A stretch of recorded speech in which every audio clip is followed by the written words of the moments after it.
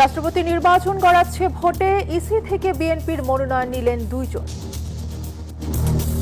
রাষ্ট্রপতি নির্বাচন 2026-এর আলোকে মনোনয়ন পত্র দেওয়া শুরু হয়েছে। বিএনপির প্রতিনিধি দল এসে আজকে সকালবেলা একটা মনোনয়ন পত্র নিয়ে গেছেন। 11 দলীয় জোটের প্রার্থী এলডিপির কর্নেল অলি আহমেদ। কর্নেল অলি আহমদ উনি 11 দলের পক্ষ থেকে রাষ্ট্রপতি পদে প্রার্থী থাকবেন। 11 দলের রাজনীতি স্বচ্ছ হওয়া উচিত, প্রতিদ্বন্দ্বিতামূলক হওয়া উচিত, তাহলে গণতন্ত্রের গতি এবং তার সুস্বাস্থ্য ফিরে আসবে। দুই প্রধানমন্ত্রীর বৈঠক হলে অনেক সমস্যার সমাধান হবে জানালেন ভারতীয় হাইকমিশনার। ঢাকা দিল্লি সুসম্পর্ক প্রতিষ্ঠার আশা। প্রধানমন্ত্রী বাংলাদেশের we all respect him a lot and our prime minister also people. Our মনে হচ্ছে when two leaders meet, lot of problems are solved. জি সালামালাইকুম ভাই, পলক বলছি। এটা একটু স্লো করে দাও। জি ইন্টারনেট একটু নেত্রীর পারমিশনটা নিয়ে নি। নিয়ে নাও। জুলাই ইন্টারনেট স্লো করতে পলককে নির্দেশ দেন কাদের, কল রেকর্ড দাখিল। ইলিয়াস আলী গুমের ঘটনায় সাইফের বিরুদ্ধে গ্রেপ্তারি পরোয়ানা। বিশ্ব বাণিজ্যে অস্থিরতার মধ্যেও চট্টগ্রাম বন্দরে বড় প্রবৃদ্ধি। অটোমেশনে বেড়েছে কন্টেইনার হ্যান্ডলিং বলছেন বিশ্লেষকরা। জনপ্রিয় চিত্রনায়ক সালমান শাহ হত্যা মামলার আসামি ডনকে কারাগারে, বিমানবন্দর থেকে গ্রেফতার করে পুলিশ। স্বাগত নিউজ 24 সংবাদে। পুরো সংবাদে আপনাদের সাথে আছি আমি তাসনিম অর্থী এবং আমি ফয়সাল মাহমুদ। দর্শক দেখছিলেন সুপার বোর্ড সংবাদ শিরোনাম। দেশের উন্নয়ন এবং মানুষের ভাগ্যের উন্নয়নে যারা প্রতিবন্ধকতা তৈরি করবে তাদের বিরুদ্ধে রুখে দাঁড়ানোর আহ্বান জানিয়েছেন প্রধানমন্ত্রী তারেক রহমান। সন্ধ্যায় চট্টগ্রামের হাটহাজারী সরকারি কলেজ মাঠে সমাবেশে এই আহ্বান জানান তিনি। বলেন, একটি দল দেশে বিশৃঙ্খলা তৈরি করার চেষ্টা করছে। দুপুরে বাঁশখালীতে সমাবেশে জ্বালানি ও বিদ্যুৎ সংকট নিরসনে 10 বছরের পরিকল্পনা তৈরি করে সংসদে উপস্থাপন করা হবে বলে জানান প্রধানমন্ত্রী। চট্টগ্রাম থেকে আরো জানাচ্ছেন সাইফুল ইসলাম। প্রধানমন্ত্রী হিসেবে দায়িত্ব নেয়ার পর বন্দরনগরী চট্টগ্রামে প্রধানমন্ত্রী তারেক রহমানের প্রথম সফর। হাটহাজারী সরকারি কলেজ মাঠে সমাবেশে যোগ দেন তিনি। এ সময় বন্যায় ক্ষতিগ্রস্তদের ত্রাণ দেওয়ার পাশাপাশি 30 জনকে ঘর নির্মাণের জন্য অর্থ সহায়তা তুলে দেন তিনি।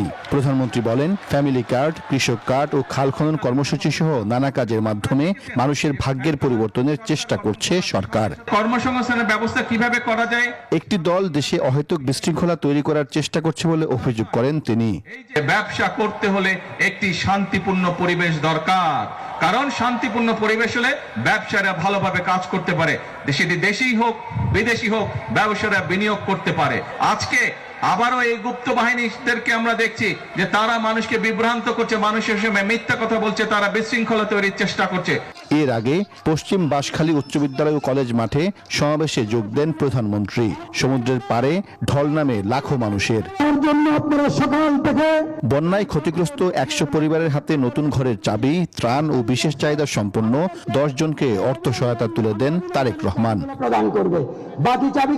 সমাবেশে প্রধানমন্ত্রী বলেন, দেশের মানুষের ভাগ্য উন্নয়নে বিশাল সমুদ্র সম্পদকে কাজে লাগানো হবে।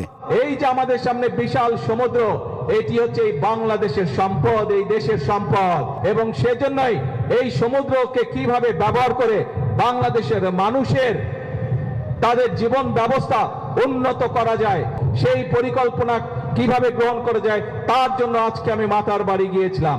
জ্বালানি ও বিদ্যুৎ খাতকে সময়োপযোগী করতে সরকার পরিকল্পনা গ্রহণ করেছে বলেও জানান সরকার প্রধান।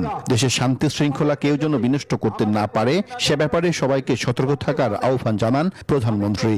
আগামী 10 বছর আমাদের জ্বালানি পরিকল্পনা কি হবে, আগামী 10 বছর ইনশাআল্লাহ বাংলাদেশের বিদ্যুৎ ব্যবস্থা কি হবে, সেই প্রস্তাবনা আমরা জাতীয় সংসদে উপস্থাপন করব। জাতীয় সংসদে উপস্থাপন করার মাধ্যমে আমরা পরিকল্পনা দিয়ে সেই কাজ আমরা শুরু করব। দেশের উন্নয়নে সরকারের পাশাপাশি সবাইকে অংশ নেওয়ার আহ্বান জানান প্রধানমন্ত্রী। প্রধানমন্ত্রী তারেক রহমান এই বাঁশখালী উপজেলায় আসলেন এবং তিনি ঘোষণা দিলেন এই এলাকায় যারা বন্যায় ক্ষতিগ্রস্ত হয়েছে তাদেরকে স্বাভাবিক জীবনে ফিরিয়ে আনা হবে, এবং তিনি আজকে এখানে 100 জন মানুষের হাতে নতুন ঘরের চাবি তুলে দিলেন। সাইফুল ইসলাম, নিউজ 24, বাঁশখালী, চট্টগ্রাম। আসন্ন রাষ্ট্রপতি নির্বাচন সামনে রেখে দুটি মনোনয়নপত্র সংগ্রহ করেছে ক্ষমতাসীন দল বিএনপি। সকালে সিইসির কার্যালয় থেকে দলের পক্ষে চিফ হুইপ নুরুল ইসলাম মনি এবং জ্যেষ্ঠ যুগ্ম মহাসচিব রুহুল কবির রিজভী ফর্ম দুটি সংগ্রহ করেন। ইসি সচিব জানান, বিএনপি কারো নামে মনোনয়ন সংগ্রহ করেনি, আর স্থানীয় সরকার নির্বাচনের আচরণবিধি চূড়ান্ত করে আইন মন্ত্রণালয়ে পাঠানো হয়েছে বলেও জানান তিনি। সবশেষ 1991 সালে অনুষ্ঠিত হয় রাষ্ট্রপতি নির্বাচন। প্রায় 3 যুগ পর রাষ্ট্রপতি নির্বাচন নিয়ে সরগরম রাজনীতির মাঠ। রাষ্ট্রপতি নির্বাচনকে সামনে রেখে দুটি মনোনয়নপত্র সংগ্রহ করেছে ক্ষমতাসীন দল বিএনপি। সিএএমএম নাসির উদ্দিনের কার্যালয় থেকে দলের পক্ষে চিফ হুইপ নুরুল ইসলাম মনি এবং দলের জ্যেষ্ঠ নেতা রুহুল কবির রিজভী ফর্ম দুটি সংগ্রহ করেন। রাষ্ট্রপতি নির্বাচন 2026-এর আলোকে মনোনয়নপত্র দেওয়া শুরু হয়েছে। বিএনপির প্রতিনিধি দল এসে আজকে সকালবেলা একটা মনোনয়নপত্র নিয়ে গেছেন। এছাড়া স্থানীয় সরকার নির্বাচনের আচরণবিধি আইন মন্ত্রণালয়ে পাঠানো হয়েছে জানিয়ে তিনি বলেন, এই নির্বাচনে ভোট দেবেন 12,86,32,555 জন। 14 মে থেকে 31 জুলাই পর্যন্ত আমাদের ভোটারের সংখ্যা বেড়েছে 3,09,315। আচরণবিধিমালার গুলো আজকে আইন মন্ত্রণালয়ে পাঠিয়ে দেওয়া হচ্ছে। আইনের ব্যাপারটা এখনো পর্যন্ত পাঠানো হয়নি, নথিটা প্রক্রিয়াজাত আছে। ভোটের সময় পেছানো হলে নতুন ভোটার অন্তর্ভুক্ত করতে নিবন্ধনের সময়ও বাড়ানো হতে পারে বলেও জানান ইসি সচিব। তারিখ পরিবর্তন হয় তাহলে সেটা। মাহমুদুল হাসান ইমন, নিউজ 24, ঢাকা।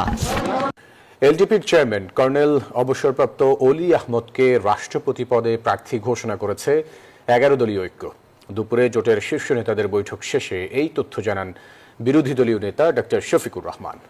গণতান্ত্রিক ধারা অব্যাহত রাখতে এই প্রক্রিয়ায় অংশগ্রহণের সিদ্ধান্ত জানান এনসিপির আহ্বায়ক নাহিদ ইসলাম। রাষ্ট্রপতি নির্বাচনে প্রার্থী ঠিক করতে রাজধানীর মিন্টু রোডে বিরোধী দলীয় নেতা ডক্টর শফিকুর রহমানের বাসভবনে বৈঠকে বসে 11 দলীয় ঐক্য। উপস্থিত ছিলেন জোটের শীর্ষ নেতৃবৃন্দ। বৈঠক শেষে রাষ্ট্রপতি পদপ্রার্থীর নাম ঘোষণা করেন দলীয় চিফ হুইপ ও এনসিপি আহ্বায়ক নাহিদ ইসলাম। আমাদের পক্ষ থেকে এই রাষ্ট্রপতি নির্বাচনে প্রার্থী হবেন আমাদের 11 দলেরই শরিক দল, এলডিপির সম্মানিত চেয়ারম্যান বীর বিক্রম মুক্তিযোদ্ধা কর্নেল অলি আহমদ। 11 দল এবং জনগণের প্রতি কৃতজ্ঞতা প্রকাশ করে কর্নেল অবসরপ্রাপ্ত অলি আহমেদ জানান, জনগণের স্বার্থেই এই সিদ্ধান্ত। আমরা আমাদের জায়গা থেকে এই জাতির সাথে কখনো বেইমানি করব না। মানুষের জন্য যেটা ভালো, আমরা হারবো বা জিতবো এটা প্রশ্ন না। প্রশ্নটা হচ্ছে আমরা জনগণের পাশে সবসময় তাদের স্বার্থ রক্ষার জন্য দাঁড়াবো। গণতন্ত্রের স্বার্থেই বিরোধী দল রাষ্ট্রপতি নির্বাচনে অংশ নিচ্ছে বলে জানান বিরোধী দলীয় নেতা।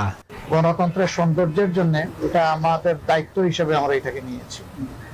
আমরা মনে করি যে সর্বক্ষেত্রে রাজনীতি স্বচ্ছ হওয়া উচিত, প্রতিদ্বন্দ্বিতামূলক হওয়া উচিত, তাহলে গণতন্ত্রের গতি এবং তার সুস্বাস্থ্য ফিরে আসবে। 1991 সালের নির্বাচনের পর এ নিয়ে দ্বিতীয়বার রাষ্ট্রপতি নির্বাচনে প্রার্থী দিয়েছে বিরোধী দল। শনুর রহমান, নিউজ 24, ঢাকা। নারীদের জন্য স্নাতকোত্তর পর্যন্ত পড়ালেখা ফ্রি করবে সরকার, এমনটি জানিয়েছেন জিয়াউর রহমান ফাউন্ডেশনের vice president doctor Zubaida Rahman. সকালে রাজধানীর আগারগাঁওয়ে অনুষ্ঠিত আলোচনা সভায় এই কথা জানান তিনি। বলেন, নারীদের সমতা ও নেতৃত্ব বাড়াতে সরকার আরও নানা পদক্ষেপ নিচ্ছে। সবার স্বাস্থ্য সুরক্ষায় নেওয়া হচ্ছে নতুন নতুন পদক্ষেপ। নতুন করে স্পোর্টস শিশুদের, বিশেষত নারীদের প্রতিভা বিকাশে সহায়তা করবে। অনুষ্ঠানে পরিকল্পনা প্রতিমন্ত্রী জোনায়েদ সাকি বলেন, পরিকল্পনা মন্ত্রণালয়ে নারীদের সমতার কথা বিবেচনায় রেখে সব পরিকল্পনা গ্রহণ ও বাস্তবায়ন করছে।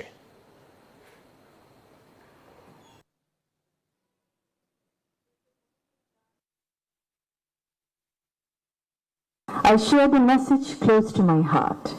Every child deserves a safe, caring and inclusive environment to dream, to grow, to flourish. And every girl deserves the opportunity to rise and lead. প্রধানমন্ত্রী তারেক রহমানের সাথে নরেন্দ্র মোদীর বৈঠক হলে অনেক সমস্যার সমাধান হবে, এ কথা জানিয়েছেন ঢাকায় নিযুক্ত ভারতীয় হাই কমিশনার দীনেশ ত্রিবেদী। দুপুরে ভারতীয় ভিসা আবেদন কেন্দ্রে শিশুদের খেলার জায়গার উদ্বোধনী অনুষ্ঠানে কথা জানান তিনি। বলেন, ভারত বাংলাদেশের মানুষের সম্পর্ক খুবই ভালো, সরকারি পর্যায়েও এই সম্পর্ক থাকবে বলে প্রত্যাশা তার। ভিসা প্রাপ্তিতে খরচ কমানো, ভিসা সেন্টার ও ভিসা প্রদানের সক্ষমতা বাড়ানোর পরিকল্পনা রয়েছে বলেও জানান হাই কমিশনার।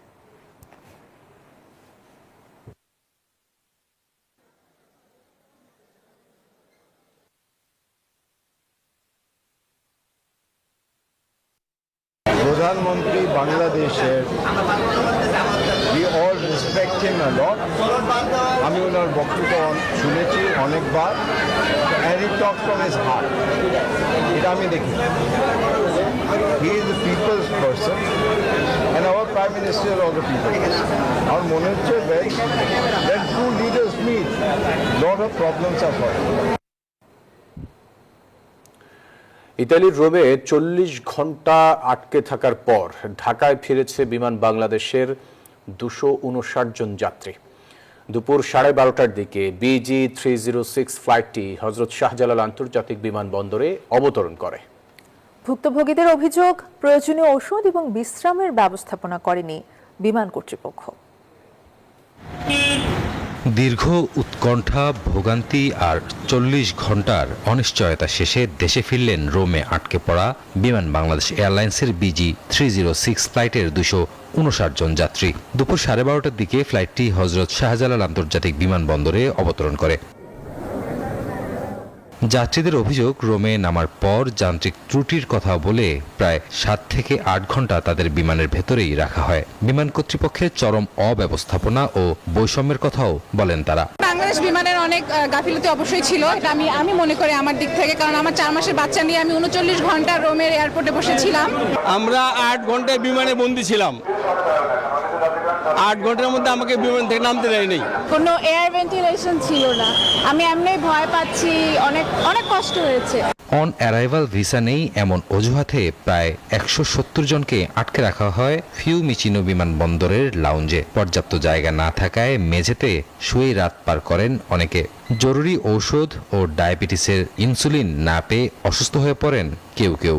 এটা একটা চরম ভোগান্তি। আমাদের এখানে শিশুরা ছিল, তারপরে অনেক বৃদ্ধ বয়স্ক মানুষ ছিল, অসুস্থ রোগী ছিল। ওইখানে যাদের কানাডিয়ান এবং আমেরিকান পাসপোর্টধারী ছিল 80 জনকে তারা হোটেলে দিয়েছে, এবং আমাদের 170 জনের মতো আমাদেরকে 2 দিন 2 রাত এই এয়ারপোর্টের নিচে রাখা হয়েছিল।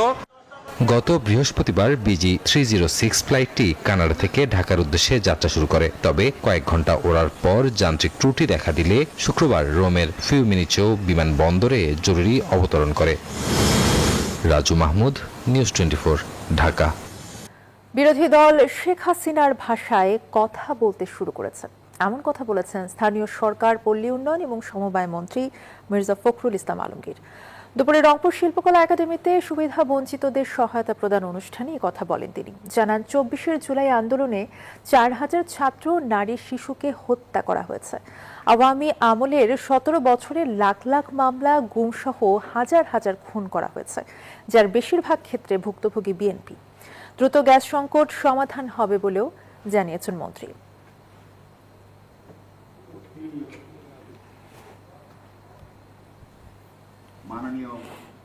আমরা বিশ্বাস করি যে আমরা যদি সঠিক পথে যাই, গণতন্ত্র যদি ঠিক মতো চলতে দিতে পারি, আর গণতন্ত্র চলতেই দিতে চায় না, যে ভাষায় কথা বলে শুধু গণতন্ত্রের ভাষা না।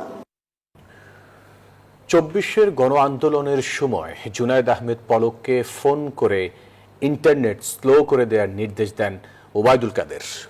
পরে শেখ হাসিনা অনুমোদন দেওয়ার পর ধাপে ধাপে বন্ধ করে দেওয়া হয় ইন্টারনেট। সেই ফোন আলাপের রেকর্ড ইতিমধ্যে ট্রাইব্যুনালে দাখিল করেছে প্রসিকিউশন। বিস্তারিত মাহমুদ হাসানের প্রতিবেদনে। জি, আসসালামু আলাইকুম ভাই, পলক বলছি। এটা একটু স্লো করে দাও। জি, ইন্টারনেট একটু নেত্রীর পারমিশনটা নিয়ে নি। নিয়ে নাও। আচ্ছা ঠিক আছে। জি, আচ্ছা ঠিক আছে। অনেকে আমাকে বলতেছে তোমার। হ্যাঁ, একটু ওই যে মানে বলা আছে তো যে উনি না বললে না, ওনাকে জিজ্ঞেস করেই বলবো। আচ্ছা ঠিক আছে। জি। এই ফোন কলের এক প্রান্তে সাবেক তথ্য ও যোগাযোগ প্রতিমন্ত্রী জুনায়েদ আহমেদ পলক, অন্য প্রান্তে কার্যক্রম নিষিদ্ধ আওয়ামী লীগের সাধারণ সম্পাদক ওবায়দুল কাদের। ২৪-এর গণঅভ্যুত্থানের সময় পলককে ইন্টারনেট স্লো করে দেওয়ার নির্দেশ দেন কাদের, পরে যা অনুমোদন করেন তৎকালীন প্রধানমন্ত্রী শেখ হাসিনা। দেওয়া হয় তার প্রেক্ষিতে কিন্তু আওয়ামী লীগ ও এর অঙ্গ সংগঠনের নেতাকর্মী এবং পুলিশের দমনপীড়নের খবর সামাজিক যোগাযোগ মাধ্যমে ছড়িয়ে পড়ার পর ক্ষোভে ফুঁসে ওঠে সারা দেশ। কোটা সংস্কারের দাবিতে শুরু হওয়া বিক্ষোভ ধীরে ধীরে মোড় নেয় সরকার পতনের আন্দোলনে। আন্দোলন দমাতে মারণাস্ত্রের পাশাপাশি শুরু হয় হেলিকপ্টার ও ড্রোনের ব্যবহার। এসব তথ্য যাতে বাইরে ছড়িয়ে না পড়ে সেজন্য ইন্টারনেট বন্ধের উদ্যোগ নেওয়া হয়, বলছে আন্তর্জাতিক অপরাধ ট্রাইব্যুনালের প্রসিকিউশন। আন্দোলন দমনের বিভিন্ন কৌশল হিসেবে ইন্টারনেট প্রথম স্লো করে দেওয়া এবং 18 তারিখ রাত 9টা থেকে ব্রডব্যান্ড কানেকশন বন্ধ করে দিয়ে এই গণহত্যা চালিয়েছিল তৎকালীন সরকার। প্রসিকিউশনের তথ্য বলছে প্রথমে ইন্টারনেট স্লো করে দেওয়া হয়, এরপর বন্ধ করে দেওয়া হয় ধাপে ধাপে। সোশ্যাল মিডিয়া বিশেষ করে ফেসবুক, টিকটক, হোয়াটসঅ্যাপ সহ 4টি সোশ্যাল মিডিয়াকে বন্ধ রাখা হয়। এটাও সরকারের নির্দেশে, তারও ডকুমেন্টারি এভিডেন্স আমরা পেয়েছি। তাহলে বোঝা যাচ্ছে যে ওবায়দুল কাদের নির্দেশ দিলেন, শেখ হাসিনা সেই নির্দেশটাকে অনুমোদন করলেন, কার্যকর করলেন জুনায়েদ আহমেদ পলক। অতএব তিনজনেরই সম্পৃক্ততা আমরা এখানে দেখতে পাচ্ছি। ইতোমধ্যে মামলার তথ্য প্রমাণ হিসেবে এই কল রেকর্ড ট্রাইব্যুনালে দাখিল করেছে প্রসিকিউশন। মাহমুদ হাসান, নিউজ 24, ঢাকা। বিমান বাহিনীর উইং কমান্ডার সাইফুর রহমানের বিরুদ্ধে গ্রেপ্তারি পরোয়ানা জারি করেছেন আন্তর্জাতিক অপরাধ ট্রাইব্যুনাল। ১.৫ দশক আগে বিএনপি নেতা ইলিয়াস আলীকে গুমের মামলায় এই পরোয়ানা জারি হয়। চলতি বছরের ২১ জুন সেনাবাহিনীর ওয়ারেন্ট অফিসার ইমরুল কায়েসের জবানবন্দিতে ইলিয়াস আলীর গুম ও হত্যার ঘটনায় সাইফুর রহমানের নাম আসে। এরপর ২৬ জুলাই রাতে তাকে বাসা থেকে আটক করে বিশেষ সামরিক পুলিশ শাখা। পরে তাকে বাহিনীর বিশেষ সেলে হেফাজতে রাখা হয়। পরোয়ানা জারির ফলে তাকে ট্রাইব্যুনালে তোলা হবে এবং এই মামলায় গ্রেপ্তার দেখানো হবে।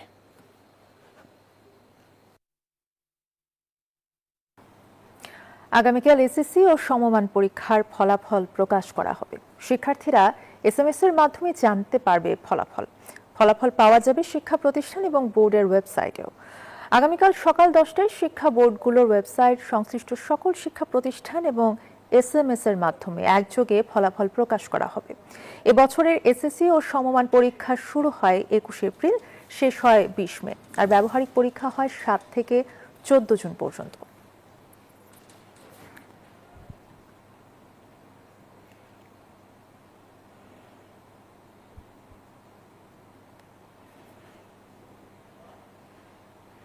বিশ্ব বাণিজ্যের অস্থিরতার মধ্যেও চট্টগ্রাম বন্দরের রাজস্ব আয় ও উদ্বৃত্তে বড় প্রবৃদ্ধি হয়েছে। বিদায়ী অর্থ বছরে বন্দরের রাজস্ব আয় হয়েছে প্রায় 7,000 কোটি টাকা, যা আগের অর্থ বছরের চেয়ে প্রায় 27 ভাগ বেশি। একই সময়ে রাজস্ব ব্যয় কমেছে 16 কোটি টাকা। এর ফলে এক বছরে বন্দরের রাজস্ব উদ্বৃত্ত বেড়েছে 48.73%। বন্দর কর্তৃপক্ষ বলছে, বাণিজ্যিক কার্যক্রমের সম্প্রসারণ, পরিচালনাগত দক্ষতা বৃদ্ধি এবং চলমান অবকাঠামো উন্নয়ন এবং আধুনিকায়নের ফলেই এমনটা হয়েছে। দারুণ এক বছর পার করল দেশের বৈদেশিক বাণিজ্যের লাইফলাইন চট্টগ্রাম সমুদ্র বন্দর। 2025-26 অর্থ বছরে 35,18,000 TEU কন্টেনার হ্যান্ডেলিং করে নতুন রেকর্ড করে এই বন্দর, যা আগের অর্থ বছরের তুলনায় 6.76% বেশি। এই সময়ে কার্গো হ্যান্ডেলিং বেড়ে হয়েছে 13,77,00,000 টনে। বেড়েছে জাহাজ হ্যান্ডেলিং এর সংখ্যাও। শুধু সংখ্যায় নয়, পরিচালনগত দক্ষতাও বেড়েছে এই সময়ে। এক বছর আগেও এই বন্দরে কন্টেনারবাহী প্রতিটি জাহাজের গড় অবস্থানকাল ছিল 2.5 দিনের বেশি, যা এখন নেমে এসেছে 2.38 দিনে। বন্দরের এমন সক্ষমতার ফলাফলও মিলেছে হাতে নাতে। বিদায়ী অর্থ বছরে বন্দরের রাজস্ব আয় বেড়ে দাঁড়িয়েছে 6,801 কোটি টাকায়, যা আগের অর্থ বছরের চেয়ে প্রায় 27% বেশি। বন্দর নেতৃত্বের দক্ষ ব্যবস্থাপনায় আমাদের যে অংশগুলোতে অপারেশনাল দক্ষতা বৃদ্ধি সম্ভব, সব জায়গায় উপযুক্ত সিদ্ধান্ত সময় মতো নেওয়া গেছে, যার কারণে আমাদের বন্দরের আয় বৃদ্ধি পেয়েছে। রাজস্ব আদায়ের এমন সফলতার বিপরীতে কমেছে ব্যয়। এই সময়ে বন্দর পরিচালনার ব্যয় 2,388 কোটি থেকে কমে 2,372 কোটিতে নেমে এসেছে। এতে রাজস্ব উদ্বৃত্ত বেড়ে দাঁড়িয়েছে 4,429 কোটি টাকায়। অর্থনীতিবিদরা বলছেন, বন্দর পরিচালনায় অটোমেশন এবং পরিচালনগত দক্ষতা বৃদ্ধির ফলে এমন সফলতা পেয়েছে চট্টগ্রাম বন্দর। নিকট অতীতে যে অটোমেশন প্রক্রিয়া চালু করা হয়েছিল তার একটি পজিটিভ প্রভাব হয়তো আমরা দেখতে পাচ্ছি, যেটা মানে বন্দর যে মানে কন্টেইনার হ্যান্ডলিং ক্যাপাসিটি এবং হচ্ছে লোকসান থেকে মুনাফায় চলে আসা, এর একটা পজিটিভ প্রভাব। সেবার মানটা আরও বাড়ানো জরুরি। দিনে দিনে কিভাবে ডেলিভারি দেওয়া যায় সেই ব্যবস্থাটা করা উচিত।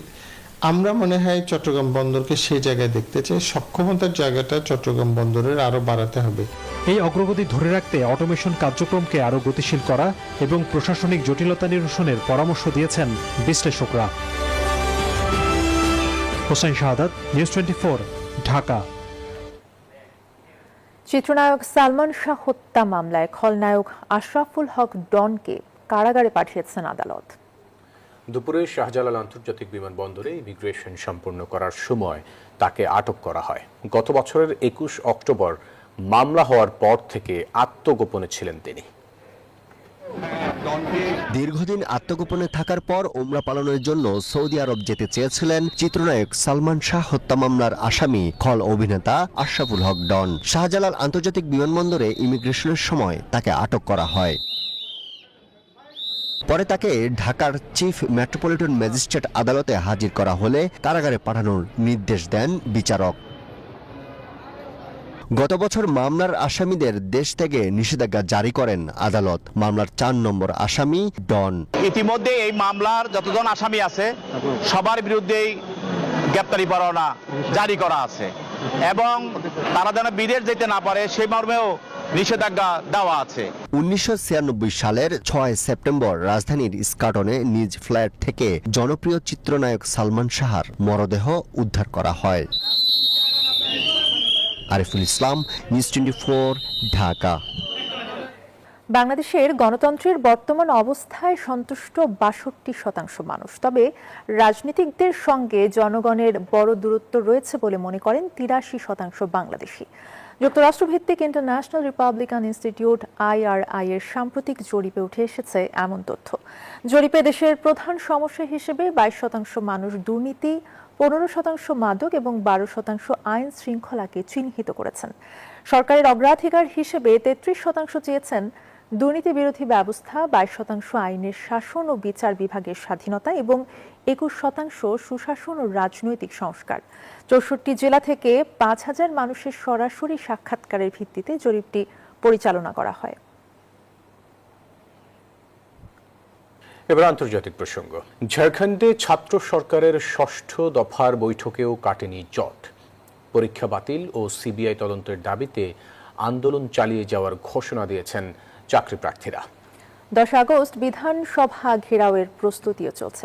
আন্দোলনকারীদের পাশে আছে কংগ্রেস, আর বিজেপির অভিযোগ ছাত্র আন্দোলনকে রাজনৈতিক ফায়দায় ব্যবহার করছে বিরোধীরা। আন্দোলনের আগুন যেন নেভার নামই নেই। ঝাড়খণ্ডে সরকার ও চাকরি প্রার্থীদের 6ষ্ঠ দফার বৈঠকেও শেষ হলো সমাধান ছাড়াই। ফলে রাজপথেই আন্দোলন চালিয়ে যাওয়ার ঘোষণা পরীক্ষার্থীদের। বিতর্কিত জেপিএসসি ও জেএসএসসি পরীক্ষা বাতিল আর পুরো নিয়োগ প্রক্রিয়ায় সিবিআই তদন্ত, 2 দাবিতে অনড় আন্দোলনকারীরা। দাবি পূরণ না হওয়া পর্যন্ত অনশনও চলবে বলে সাফ জানিয়ে দিয়েছেন তারা। এরই মধ্যে আন্দোলনে যোগ হচ্ছে নতুন মাত্রা। হাজারিবাগ, পালামু, লাতেহার সহ বিভিন্ন জেলা থেকে রাঁচিতে জড়ো হচ্ছেন হাজার হাজার চাকরি প্রার্থী। 10 আগস্ট বিধানসভা ঘেরাওয়ের প্রস্তুতিও চলছে জোরসোরে। ছাত্রদের এই আন্দোলনে এবার প্রকাশ্যে পাশে কংগ্রেস। মল্লিকার্জুন খাড়গে ও রাহুল গান্ধীর দাবি, শিক্ষার্থীদের অভিযোগ গুরুত্ব দিয়েই শুনতে হবে সরকারকে। আন্দোলনে সংহতি জানিয়েছেন অভিনেতা গায়ক পীযূষ মিশ্র। তবে বিরোধীদের এই অবস্থানকে নিছক সমর্থন হিসেবে দেখছে না বিজেপি। কেন্দ্রের অভিযোগ, ছাত্র আন্দোলনকে হাতিয়ার করে রাজনৈতিক ফায়দা তুলতে চাইছে বিরোধীরা। চন্দ্রানী চন্দ্রা, নিউজ 24। দর্শক, এই ছিল নিউজ 24 সংবাদে। এতক্ষণ সাথে থাকায় ধন্যবাদ সবাইকে।